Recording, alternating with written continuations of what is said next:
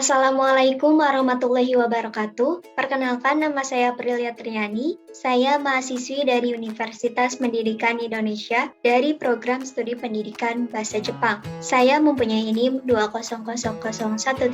Saya dari kelas 4A.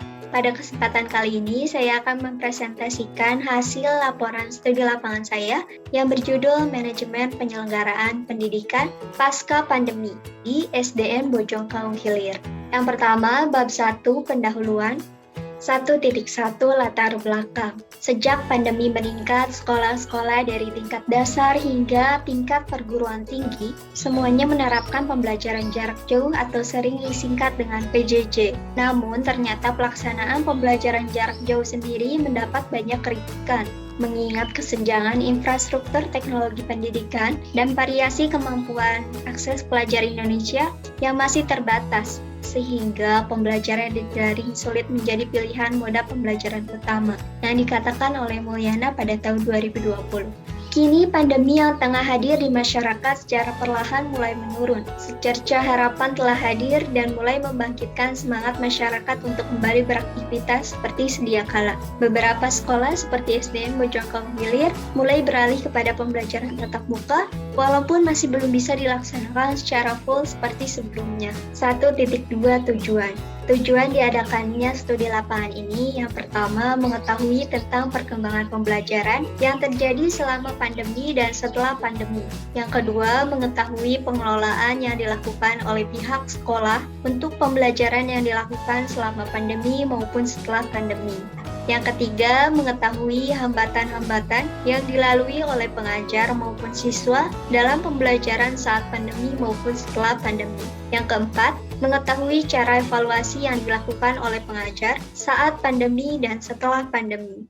Selanjutnya, 1.3 metode studi. Metode studi yang diterapkan pada penulisan laporan ini ada 4. Yang pertama, pendekatan kualitatif. Penyusunan laporan ini menggunakan jenis pendekatan kualitatif yang dilakukan untuk mengetahui dan memahami tentang manajemen pembelajaran siswa pasca pandemi di SD Negeri Bojong Kaung Hilir. Pendekatan kualitatif sendiri adalah pendekatan yang dilakukan secara utuh kepada subjek penelitian, di mana terdapat sebuah peristiwa di mana peneliti menjadi instrumen kunci dalam penelitian. Kemudian, hasil pendekatan tersebut diuraikan dalam bentuk kata-kata yang tertulis yang memuat data empiris yang telah diperoleh. Yang kedua adalah teknik pengumpulan data. Teknik pengumpulan datanya menggunakan teknik wawancara yang dilakukan secara individu ke SDN Bojong Kaung Hilir. Yang ketiga, teknik pengolahan data. Teknik pengolahan datanya dilakukan secara manual melalui hasil wawancara dengan kepala sekolah dari SDN Bojong Kaung Hilir. Yang keempat adalah teknik analisis data. Teknik analisis data dilakukan dengan studi pustaka melalui data yang dikumpulkan dari jurnal, artikel, dan pertanyaan-pertanyaan pada saat wawancara. Selanjutnya adalah bab 2, landasan teori.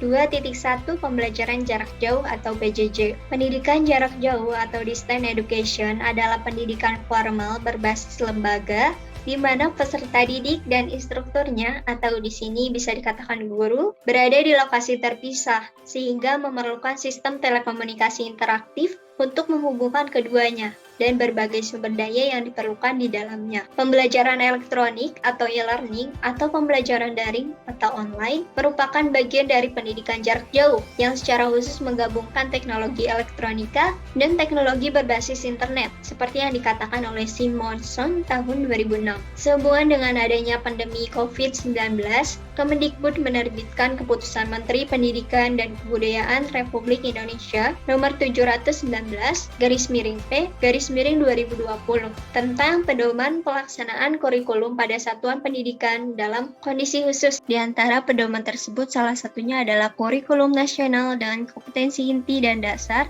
harus disederhanakan untuk kondisi khusus, seperti yang dikatakan oleh Widodo pada tahun 2020. Tujuannya adalah memberikan fleksibilitas bagi satuan pendidikan dalam menentukan kurikulum yang sesuai dengan kebutuhan pembelajaran siswa. Nah, dengan adanya penyederhanaan tersebut, maka materi pembelajaran juga menjadi lebih sederhana sehingga dapat dilaksanakan secara optimal. Bab 3, hasil dan pembahasan. 3.1 adalah gambaran umum sekolah.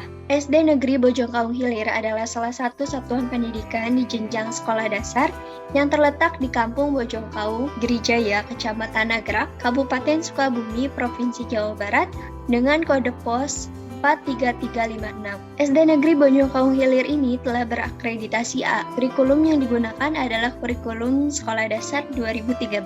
Kondisi prasarananya rata-rata mengalami rusak ringan, diantaranya 7 ruang kelas, 1 perpustakaan, dan 1 sanitasi siswa. Tenaga kependidikannya berjumlah 11 orang termasuk para pengajar, dengan golongan 1 sebanyak 5 orang, golongan 2 sebanyak 1 orang, golongan 3 sebanyak 2 orang, dan golongan 4 sebanyak 3 orang. Jumlah pegawai negeri sipil yang bekerja di SD Negeri Bojongkaung Hilir sebanyak 6 orang dan jumlah pegawai honorernya berjumlah 5 orang. Jumlah peserta didik yang ada di SD Negeri Bojongkaung Hilir ini sebanyak 233 orang dengan siswa laki-laki sebanyak 134 orang, sedangkan siswa perempuan sebanyak 99 orang. Selanjutnya, 3.2 hasil wawancara. Yang pertama, pengaturan pembelajaran tatap muka atau PTM. Sebelum pembelajaran tatap muka diselenggarakan di sekolah, sebelumnya harus ada instruksi khusus dari kecamatan untuk memastikan apakah zona di sekolah tersebut telah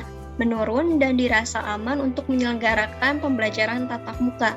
SD Negeri Bojongkaung Hilir ini kini sedang melaksanakan pembelajaran tatap muka dengan presentasi 50%. Walau sebelumnya memang pernah dilaksanakan secara full, namun karena kondisi pandemi di sekitar SD Negeri Bojongkaung Hilir ini meningkat, maka PTM menurun dan diturunkan menjadi presentasinya 50%. Untuk pengaturan PTM sendiri sebenarnya dibebaskan kepada sekolah yang bersangkutan. Yang kedua adalah penjadwalan pembelajaran siswa saat pembelajaran tatap muka atau PTM. SD Negeri Bojongkaung Hilir sendiri melaksanakan sistem rolling dalam pembelajaran belajar siswanya. Jika suatu kelas jumlah siswanya sebanyak 40 orang, maka 50% dari 40 yaitu sebanyak 20 orang akan melaksanakan pembelajaran tatap muka di sekolah pada hari pertama. Lalu 20 orang sisanya pada hari pertama itu akan mengikuti pembelajaran daring di rumah. Sedangkan hari keduanya barulah secara bergiliran melaksanakan pembelajaran tatap muka di sekolah. Pelaksanaan pembelajaran di ruang kelas pun tidak bisa full, hanya 2-3 jam saja. Dan tidak lupa juga ketika berada di lingkup sekolah, siswa diharuskan memenuhi protokol kesehatan. Selanjutnya, yang ketiga adalah penjadwalan mengajar guru saat pembelajaran tatap muka atau PTM. Saat PTM dilaksanakan, guru akan melakukan pematerian sebanyak 2 kali kepada siswa, yaitu yang pertama pembelajaran tatap muka di sekolah, dan yang kedua adalah melalui daring seperti WhatsApp group kepada siswa yang sedang belajar daring di rumah. Untuk guru yang memegang mata pembelajaran khusus seperti PJOK, agama, kesenian, akan dikurangi jam pembelajaran kepada siswa pada setiap kelasnya sebanyak 1 jam saja, dan hanya pembelajaran teori, tidak ada pembelajaran praktik. Lalu biasanya per hari bisa melakukan pematerian hanya di 2 kelas biasanya. Untuk guru kelas sendiri masing-masing hanya diberikan 2-3 jam untuk pembelajaran tatap muka di kelas, dan penjadwalannya disesuaikan dengan jadwal harian kelasnya masing-masing. Setelah melakukan pematerian melalui PTM di kelas, biasanya guru akan melanjutkan memberikan pematerian secara daring kepada siswa yang sedang daring di rumah dan mengerjakan administrasi. Ya, selanjutnya adalah yang keempat, pembelajaran dalam jaringan dan luar jaringan saat pandemi. Teknis pembelajaran daring di SD Negeri Bojongkaung Hilir menggunakan media WhatsApp Group. Untuk mengikuti pembelajaran daring sendiri, siswa harus mempunyai alat komunikasi yang mendukung seperti gawai, laptop, dan lain sebagainya. Walaupun pembelajaran secara daring, guru harus tetap hadir di sekolah. Jadi penyampaian pembelajaran tetap di sekolah walaupun siswa belajar daring di rumah. Teknis pembelajarannya diserahkan kepada guru yang bersangkutan. Selain pembelajaran daring sendiri, SD Negeri Bojongkaung Hilir juga mengadakan pembelajaran luring. Pembelajaran ini mempunyai sistem rombongan belajar dengan guru yang datang ke rumah rombongan belajar tersebut. Sebelum berkunjung, biasanya guru akan memberitahukan dahulu jadwal belajar luring, lalu siswa-siswa akan berkumpul di dalam satu rumah untuk melakukan pembelajaran luring. Setelah itu, guru biasanya akan memberikan tugas dan hasilnya akan dikumpulkan oleh ketua kelompok dari masing-masing rombongan belajar. Kegiatan luring ini dilaksanakan untuk melihat bagaimana cara belajar siswa secara langsung. Selanjutnya yang kelima adalah evaluasi pembelajaran siswa dari luring dan pembelajaran tatap muka. Evaluasi yang diberikan pada siswa tidak jauh berbeda walaupun sistem pembelajarannya berubah. Evaluasian masih tetap pada tugas, portofolio, ulangan harian, UTS, dan UAS. Namun media penyaluran evaluasian tersebut yang berbeda. Jika pembelajaran daring, evaluasi diberikan melalui media WhatsApp Group. Jika pembelajaran luring, maka guru memberi evaluasi di rumah siswa saat melakukan pembelajaran dengan rombongan belajar. Jika pembelajarannya tatap muka secara langsung, maka evaluasi diberikan secara langsung di ruang kelas. Biasanya guru-guru juga akan melaporkan secara rutin kepada kepala sekolah mengenai program semester, silabus, RPP, ataupun melaporkan hal-hal yang berkaitan dengan siswa yang memerlukan bimbingan atau penyuluhan lebih lanjut. Selanjutnya adalah yang keenam, yaitu permasalahan pembelajaran daring dari sisi siswa. Yang pertama, keterbatasan dalam media komunikasi, di mana tidak semua siswa memiliki gawai yang merupakan alat komunikasi utama dalam pembelajaran daring. Hal ini dikarenakan siswa tersebut tidak mampu dalam hal ekonomi. Yang kedua, jaringan internet yang tidak stabil. Yang ketiga, yaitu penyerapan materi tidak secepat ketika luring. Nah, hal ini banyak mendapat kritikan dari para orang tua, yang khususnya mereka banyak yang mengeluh bahwa anak-anaknya tidak bisa mengerti pembelajaran seperti saat pembelajaran tatap muka secara langsung di kelas yang dulu. Karena memang ketika pembelajaran dari di rumah, fokus kita menjadi terbagi-bagi, dan hal itu juga dirasakan oleh para siswa yang berada di SD Negeri Bojongkaung Hilir. Kemudian yang terakhir adalah siswa sedikit demi sedikit mulai kehilangan minat belajar. Selanjutnya yang ketujuh adalah permasalahan pembelajaran daring dari sisi guru. Yang pertama, model pembelajaran melalui media sulit bagi guru usia lanjut. Yang kedua, siswa kadang tidak mengirimkan tugas.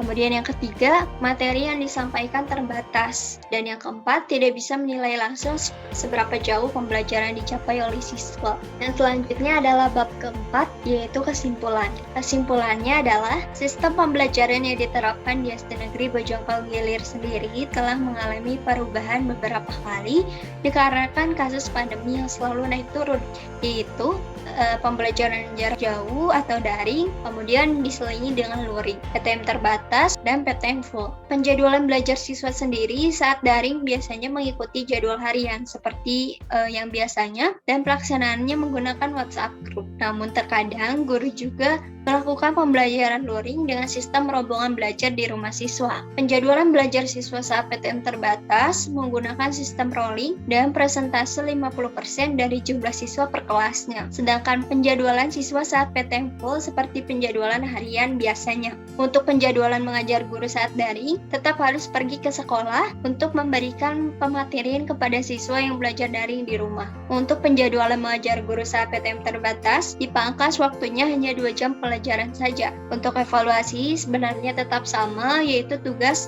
portofolio, ulangan harian, UTS, dan UAS. Hanya saja pengiriman tugasnya yang menggunakan media berbeda. Untuk permasalahan dari siswa dan guru, rata-rata mengenai media komunikasi. Ya, selanjutnya adalah daftar pustaka. Ini adalah sumber-sumber yang saya gunakan dalam penyusunan laporan ini. Selanjutnya adalah lampiran. Berikut adalah foto-foto yang saya dokumentasikan ketika melakukan studi lapangan ke SDN Bojongkaung Hilir. Berikut juga dengan surat keterangan studi lapangan yang saya dapatkan dari SDN Bojongkaung Hilir. Ya, sekian presentasi yang dapat saya sampaikan. Terima kasih telah menonton dan mohon maaf atas segala kekurangannya. Wassalamualaikum warahmatullahi wabarakatuh.